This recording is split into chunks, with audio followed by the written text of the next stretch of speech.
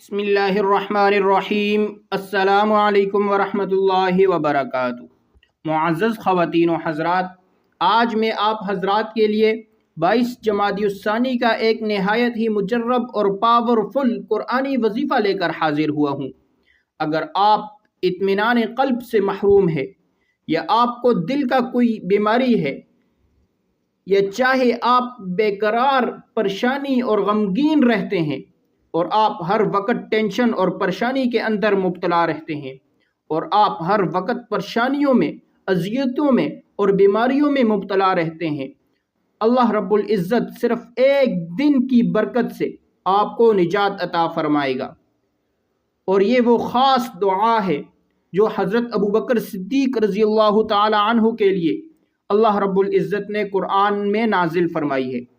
اور ابو بکر صدیق رضی اللہ تعالی عنہ خود بھی پریشان تھے، اور کائنات کے نبیوں کے امام سید الاولین والآخرین حضرت محمد مصطفیٰ صلی اللہ علیہ وسلم بھی غمگین اور پریشان تھے، اور اللہ نے یہ لفظ اتارا، اور یہ آیت جب اتری اس وقت دشمن کا خوف، اس وقت غمگین اور پریشان نبی اور ابو بکر صدیق رضی اللہ تعالی عنہ تھے۔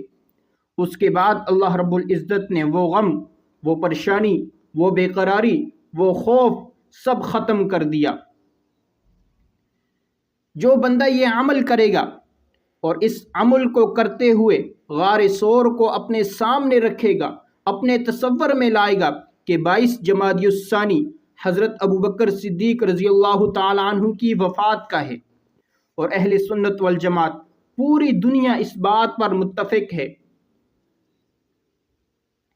کہ خیر الخلائق بعد الانبیاء، کہ اللہ کے بعد اگر کوئی ہستی بڑی ہے، پاک ہے، وہ محمد مصطفیٰ احمد مجتبیٰ صلی اللہ علیہ وسلم کی ہے۔ اور اللہ اور تمام انبیاء کے بعد جو سب سے افضل ہستی ہے، وہ حضرت ابو بکر صدیق رضی اللہ تعالی عنہ کی ہے۔ وہ خلیفہ بلا فصل ہیں۔ آپ صلی اللہ علیہ وسلم نے اپنی زندگی میں 17 نمازیں ان سے اپنے مصلی پر پڑھوائیں، اپنا مصلی کا جانشین حضرت ابو بکر صدیق رضی اللہ تعالیٰ عنہ کو بنایا۔ آپ صلی اللہ علیہ وسلم نے اپنی زندگی میں وہی خلافت کا سب سے زیادہ مستحق تھا، چونکہ خلافت وہ مصلی رسول نے دیا، اشارتاً بتا دیا، جو مصلی پر کھڑا کیا جاتا ہے وہی خلیفہ ہوتا ہے۔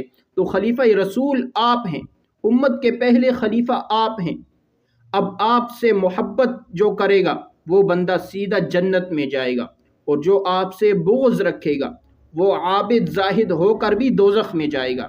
اس لیے قرآن سے آپ کی صحابیت ثابت ہوتی ہے۔ اللہ رب العزت نے قرآن کی سورۃ توبہ میں فرمایا، اذ یقول لصاحبہ، جب غار ثور میں اے میرے پیغمبر آپ اپنے صحابی سے کہہ رہے تھے، اور صحابی اپنے پیغمبر سے کہہ رہا تھا۔ اب کیا کہا؟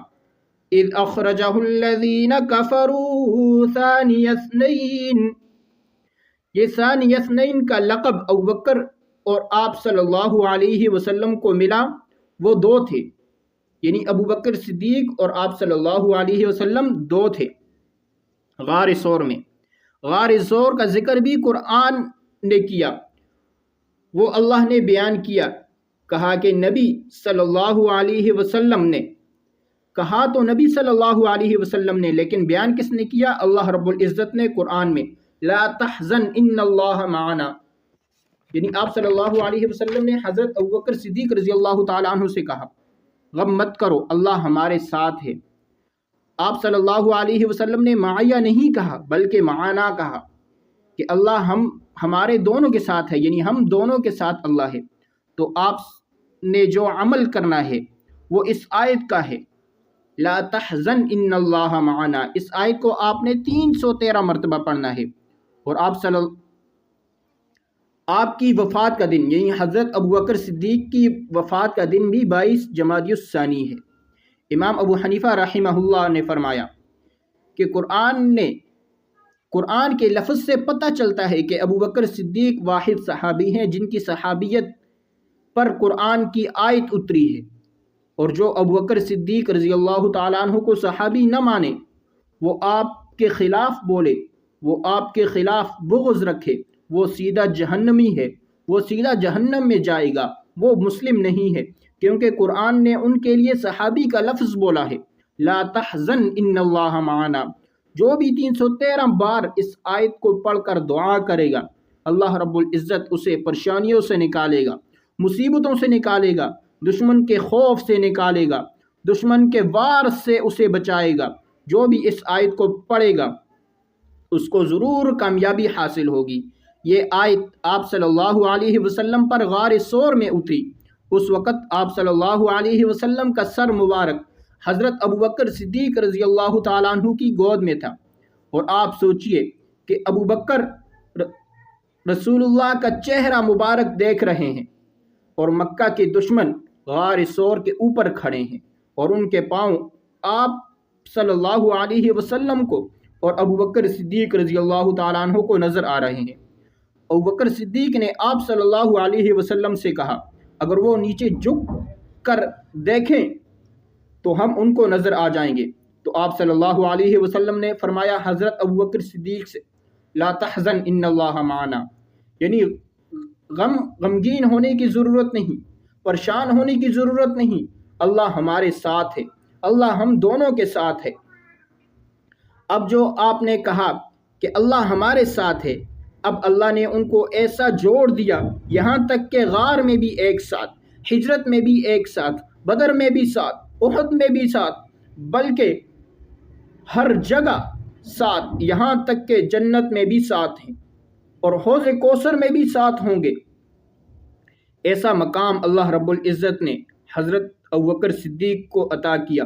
جو بندہ دشمن کے شر سے بچنا چاہتا ہے، اس عمل کو، اس آیت کو 313 مرتبہ پڑھ کر جب بھی دعا کرے گا، اللہ اس کو دشمن کے شر سے محفوظ رکھے گا۔ اللہ رب العزت اس کو مصیبتوں سے، بلائیوں سے اللہ اس کی حفاظت کرے گا، حادثات سے اللہ اس کی حفاظت کرے گا۔ یعنی یہ انتہائی مجرب عمل ہے۔ جو شخص بھی اس کو 313 مرتبہ 22 جمادی الثانی کو یا اس کے بعد جب بھی پڑھ کر دعا کرے گا، تو اللہ رب العزت اس عمل کی برکت سے اسے پریشانیوں سے، اسے مصیبتوں سے، اسے تکلیفوں سے، اسے اذیتوں سے بچا کے رکھے گا۔ تو یہ نہایت ہی مجرب عمل ہے، علماء اور مشائخ کا آزمایا ہوا وظیفہ ہے، ضرور اس پر عمل کیجئے۔ تو یہ تھی آج کی ہماری ویڈیو۔ اگر آپ کو ہماری ویڈیو پسند آئے، ویڈیو کو لائک کریں اور ثواب کی نیت سے صدقہ جاریہ سمجھ کر شیئر کریں، تاکہ آپ کے اس ایک شیئر سے اللہ رب العزت